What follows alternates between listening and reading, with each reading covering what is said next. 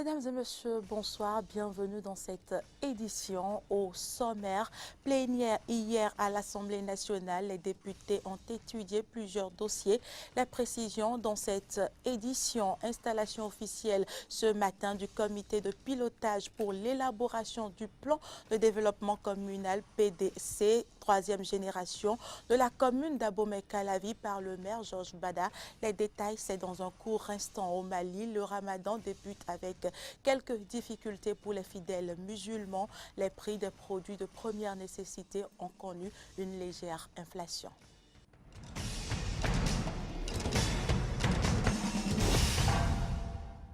Merci de nous rejoindre. Les députés réunis ce lundi en plénière au Palais des gouverneurs à Porto Novo ont passé en revue plusieurs points à l'ordre du jour. Ils ont étudié et adopté le projet de loi sur la Convention de Kyoto sur les régimes douaniers révisés. Amen Didier Rumpenoudi, Romaric Devoshi. Sous la houlette du président de l'Assemblée nationale, cette plénière à l'ouverture a permis aux secrétaires parlementaires de faire connaître aux députés les différentes communications parvenues au bureau de l'Assemblée nationale. Ainsi, la plénière a été informée de la lettre de démission adressée à l'Assemblée nationale par le député Jacques Nyampabou. Le président de l'Assemblée nationale a pris acte de cette démission qui vient clore la polémique sur la déchéance du poste de député exigé par la Cour constitutionnelle contre Jacques Nyampabou pour cumul de mandats et dont le dossier était en étude à la commission des lois. La plénière s'est poursuivie et a connu un premier dossier relatif au projet de loi portant autorisation d'adhésion à la Convention internationale de Kyoto pour la simplification et l'harmonisation des régimes douaniers révisés. La commission des finances et échanges de l'Assemblée nationale a présenté son rapport et les grandes lignes du projet qui vise à apporter une contribution efficace au développement du commerce et de ses échanges en simplifiant et en harmonisant les régimes douaniers et les pratiques douanières et en favorisant la coopération internationale. On notait la présence des ministres de la Justice, Joseph Djogbenou, Marie-Odile Atanasso de l'enseignement supérieur, représentant le ministre des Finances empêché. Marie-Odile Atanasso a apporté des clarifications aux honorables députés très préoccupés par cette question de la Convention internationale de Kyoto. Ces mesures de facilitation concernent notamment les opérateurs économiques agréés, ceux qui sont effectivement reconnus. Des actions de sensibilisation sur la réforme douanière sont également en cours à travers l'accès au site de la douane pour obtenir des informations. Comme mesure d'accompagnement pour la mise en œuvre de la Convention, il y a l'adoption d'un nouveau code en harmonie avec la Convention de Kyoto révisée, la mise en place d'une cellule d'analyse de risque et l'exploitation des scanners au port et à l'aéroport. Toutes choses qui rendent utile l'existence de cette convention et son implication, son interrelation avec les accords de l'OMC. Les députés ont évoqué par la suite des préoccupations non moins importantes. Il est très utile pour notre pays, le Bénin, d'adhérer à la Convention de Kyoto en vue de booster véritablement notre administration douanière. Mais Monsieur le Président, moi j'ai quelques questions. Je voudrais savoir si l'adhésion à la Convention est d'une durée indéterminée.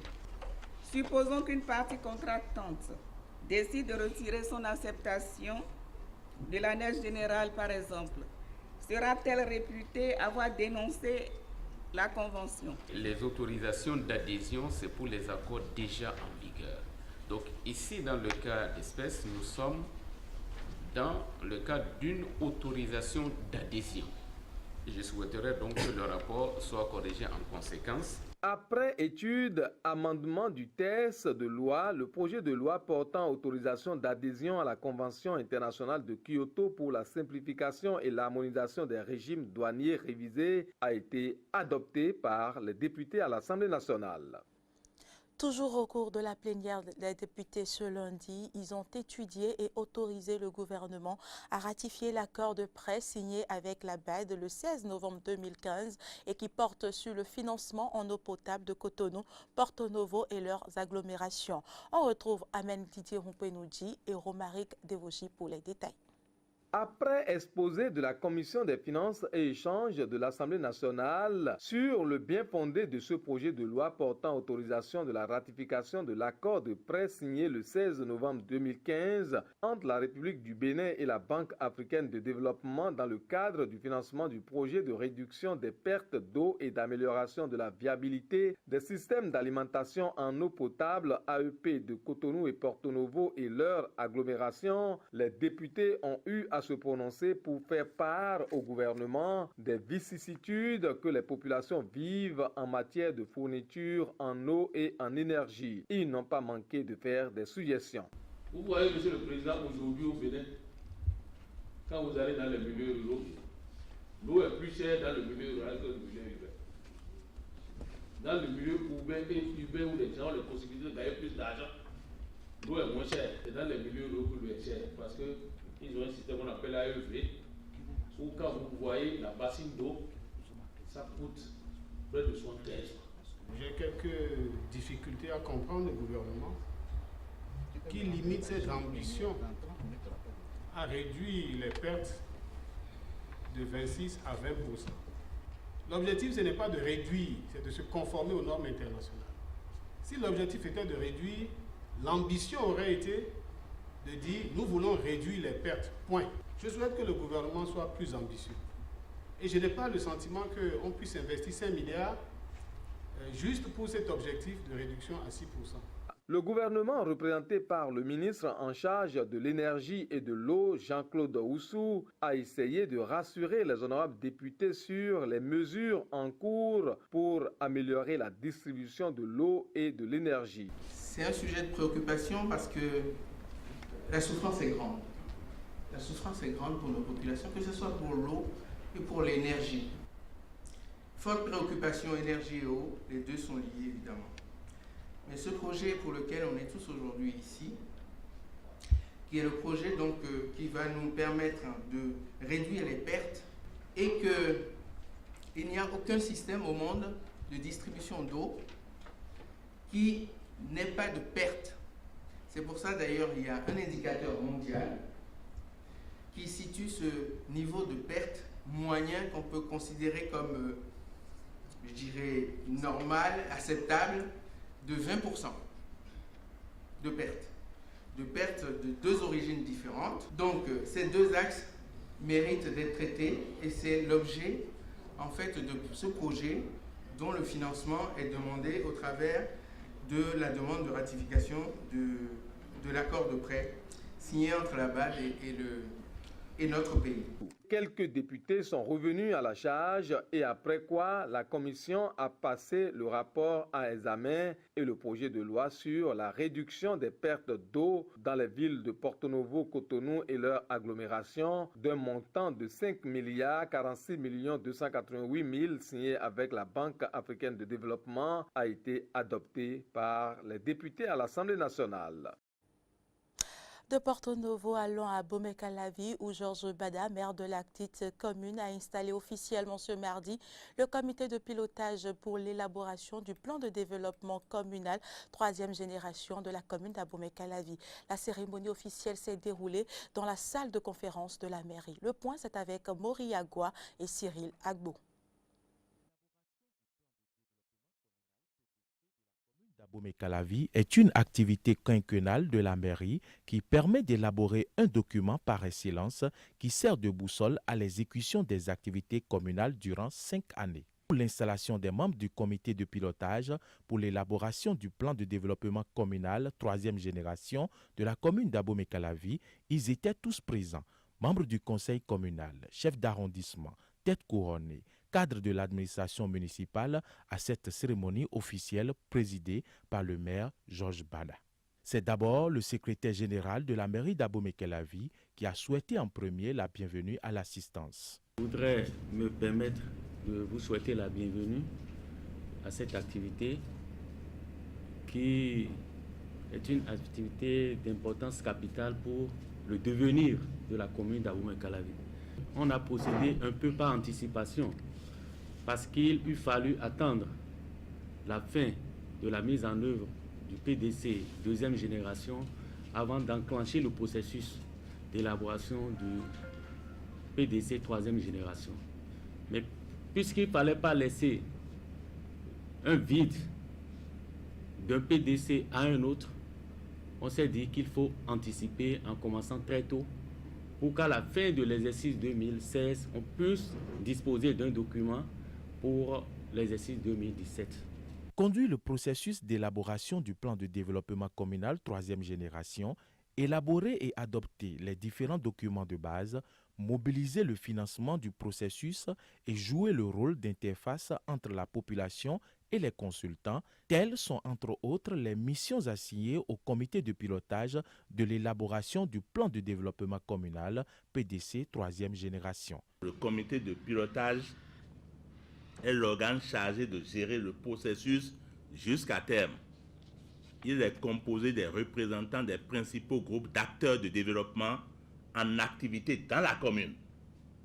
Parce que nous avons besoin de leurs aspirations, les aspirations du peuple, pour avoir un document fiable, une boussole qui va propulser le développement de la commune d'Abomey-Calavi. Le maire Georges Bada a donc officiellement installé le dit comité qui l'invite au travail. Vous mesurez avec moi la lourde mission donc à laquelle notre chère commune vous convie par ma modeste personne dans le cadre de l'élaboration de son troisième plan de développement communal. Je voudrais vous rassurer de la disponibilité de tout le conseil communal à nous accompagner dans l'accomplissement de cette noble mission. C'est sur ces mots que je déclare installé officiellement ce jour, mardi 7 juin 2016, le comité de pilotage pour l'élaboration et la mise en œuvre du plan de développement communal PDC troisième génération de notre chère commune d'Abomey-Calavi. Ainsi, Georges Bada et son conseil communal viennent d'anticiper sur l'élaboration du plan de développement communal troisième génération afin de réussir au mieux les actions de développement au profit de la commune d'Abomey-Calavi au cours des prochaines années. Et puis, à la fin de cette cérémonie, le maire Georges Bada a profité de l'occasion pour inviter les populations à la patience et à la persévérance face aux difficultés auxquelles elles font face en cette saison pluvieuse où les voies en terre de barre de la commune sont complètement inondées et dégradées. On écoute le maire de la commune d'Abomey-Calavi. Notre population, nous devons l'appeler à beaucoup plus de patience. Et c'est vrai, je suis totalement dans la peau de la souffrance qu'elle vit tous les jours que Dieu crée parce que beaucoup reste à faire. Ce que j'ai refusé de faire et que le conseil communal a refusé de faire, c'est de gérer les problèmes au pifomètre. Lorsqu'il y a des difficultés quelque part et que la population appelle, elle n'attend que la solution immédiate au problème. Ce qui est vrai, quand on souffre, quand on est malade, on veut être guéri et tout de suite. Il y a deux façons de guérir une maladie. Vous lui donnez du calmant et il se calme. Mais le mal reste. Le conseil communal que j'ai l'insigne honneur de diriger a décidé de traiter le mal à sa source. Les voies dont souffre la population, elles seront construites par l'État central. L'État central vient d'être installé, nous sommes en contact avec, et je peux dire la main sur le cœur, puisque le ministre des Transports l'a dit publiquement au Parlement, Abomey-Calavi a un choix, est une priorité. Donc les routes dont on parle seront construites. Il ne s'agit pas d'aller y mettre du sable. Il ne s'agit pas d'aller racoler comme la population demande. À force de recharger les routes, nous gaspillons de l'argent. Nous prenons cet argent pour en faire 100 mètres, 200 mètres, 300 mètres, 400 mètres. Et ainsi un jour, on aura fini de tracer les routes. Les besoins de la population, j'en suis extrêmement conscient. Ce n'est pas pour la beauté de mes yeux que j'ai quitté le Parlement pour arriver à elle, à prendre les rênes à la base, le nouveau gouvernement, le nouveau départ. Prenons patience ensemble et allons. Nous avons 1 an, 2 ans, 3 ans Ainsi, on pourra juger. Voilà les raisons pour lesquelles je voulais appeler toute la population d'Abomey-Calavi à un espoir concerté et qu'on cesse de se dénigrer. Ce n'est pas la solution. Et nous restons dans cette même commune où les efforts du conseil communal pour assainir et rendre propre la ville restent vains face à l'incivisme de certains citoyens qui optent pour l'insalubrité. Fréjus Serroin et Damien Pedro.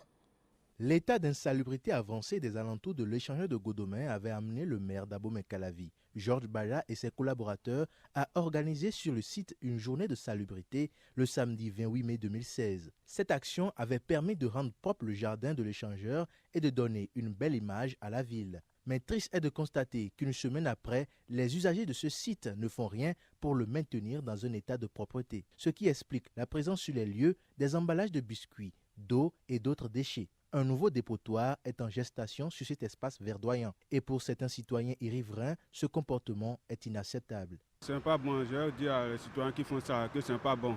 Comme le maire a décidé de mettre l'endroit propre là, ils n'ont qu'à faire aussi faire un endroit propre. Ce n'est pas bon de mettre les ordures sur les trucs là. On peut amener des gens ici pour surveiller l'endroit quoi. Pour que les citoyens qui font ça là, on va les interdire de ne plus faire ça. Avant que si on va les sanctionner, on va sanctionner. C'est des gens qui viennent reposer là. C'est eux qui font des ordures là. Mais quand même, je vois que ce n'est pas bon de ne plus faire comme ça prochainement. Le maire doit mettre des gens là pour les refuser ça quand même.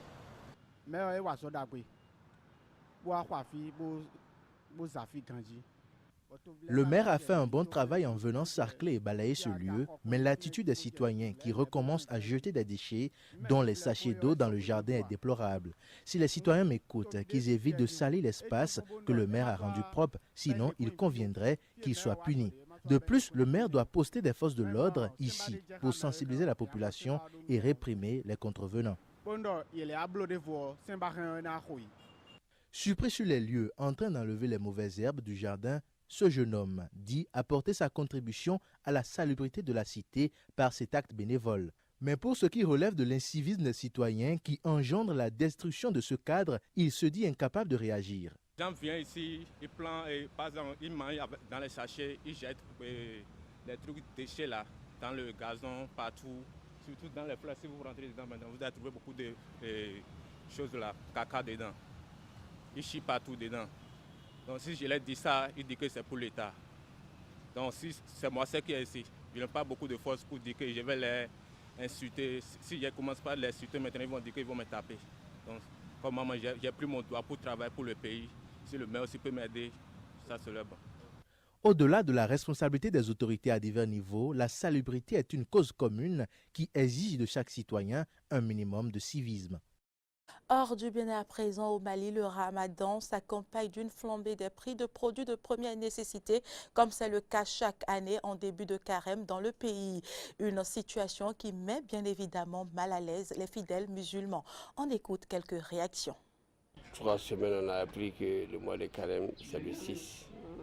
Mais on se réfère sur ça par rapport à l'apparition de la lune. Hier, tardivement, l'apparition de la lune a été annoncée. Ça a trouvé que certains sont déjà endormis, tout ça.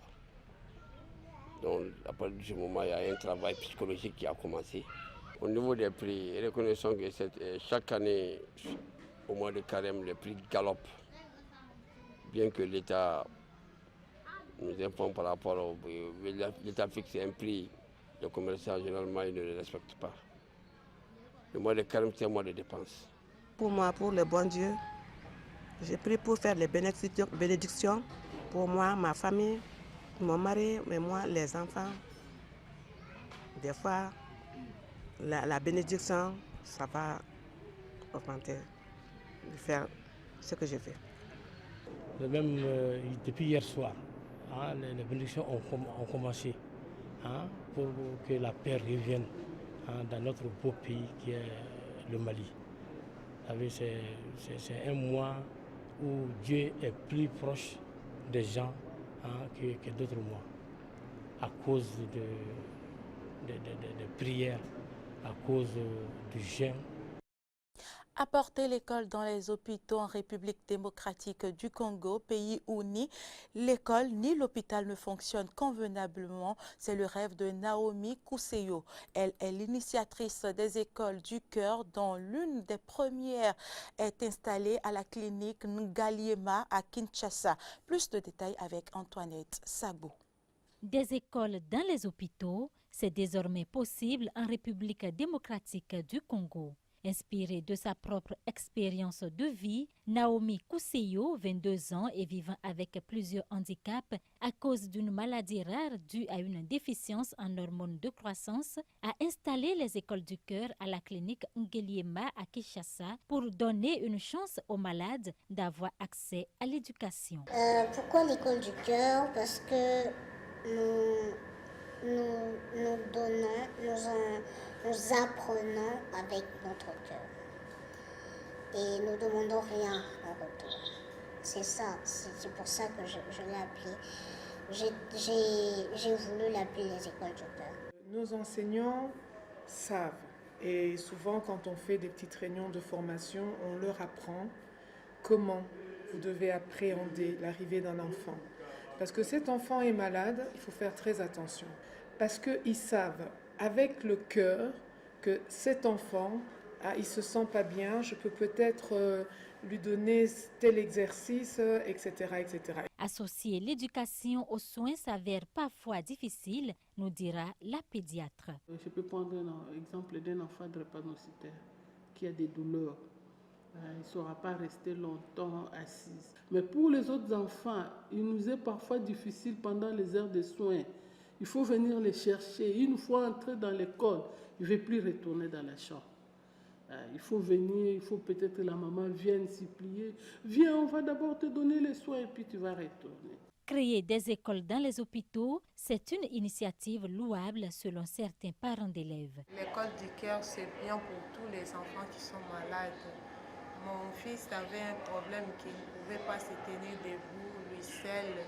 Alors il était un peu fatigant, alité. Et il fallait que vous soyez là pour voir comment l'enfant est très joyeux, empressé de venir à l'école.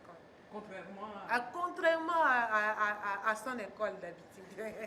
Si en RDC, la majorité des infrastructures sanitaires ou scolaires datent de la colonisation belge et les autorités peinent à en assurer le fonctionnement convenable, aujourd'hui, les écoles du cœur de Naomi Kuseyo viennent soulager et combler les attentes des populations congolaises. Face aux critiques contre le gouvernement tunisien accusé d'inefficacité alors que le pays est en difficulté, le président Béji Caïd El-Sepsi a proposé la semaine dernière la formation d'un gouvernement d'union nationale. Le président tunisien et le premier ministre Habib Essid se sont entendus sur cette proposition. Le premier ministre, quant à lui, s'est dit prêt à quitter son poste si l'intérêt du peuple l'exige. Une initiative qui agite la scène politique depuis plusieurs jours. Et c'est sur cette brève que s'achève cette édition. Merci de l'avoir suivi. À demain.